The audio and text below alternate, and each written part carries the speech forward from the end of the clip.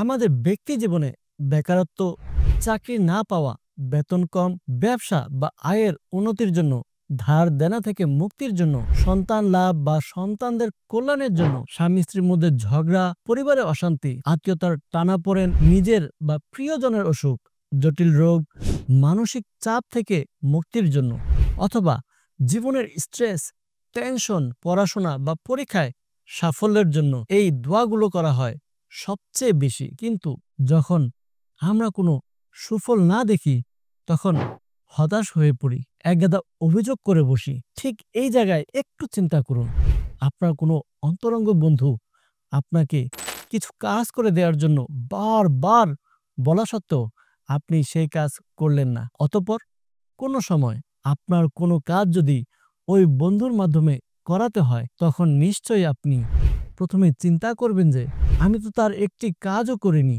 এখন সে আমার কাজ কেন করবে।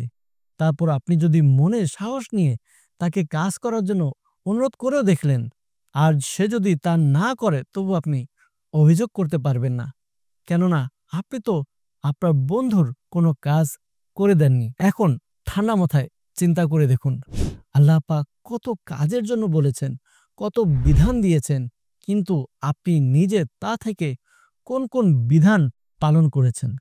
চিন্তা করলে দেখা যাবে যে তার অনেক বিধান পালনের ক্ষেত্রে অলসতা হয়েছে। এখন হয়তো বুঝে গিয়েছেন আপনি নিজে আল্লাহ পাকের আদেশ অনুসারে আমল করছেন না, আর তিনি যদি আপনার কোনো কথা তথা দোয়ার প্রভাব বা ফলাফল প্রকাশ না করেন, তখন অভিযোগ নিয়ে বসেন। একবার নিজের অবস্থার দিকেও তো তাকানো উচিত।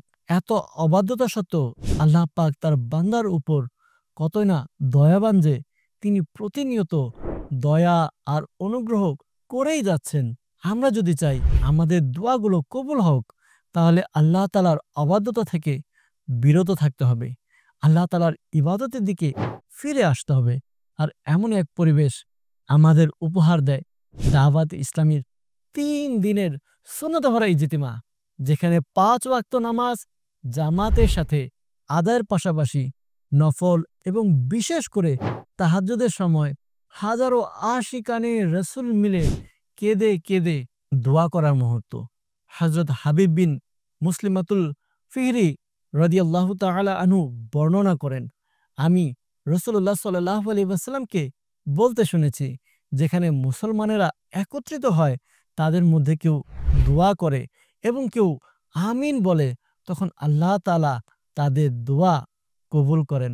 আগামী ২৪, ২৫, ২৬ ডিসেম্বর ইনশাআল্লাহ তাআলা অনুষ্ঠিত হতে যাওয়া ৩ দিনের সুন্নত ভরা ইজতিমায় অংশগ্রহণ করুন। ইনশাআল্লাহ আজ্জা ওয়াজাল হাজারো আশিকানে রসুলের সাথে সম্মিলিত এই দোয়া বদলে দিতে পারে আপনার জীবন।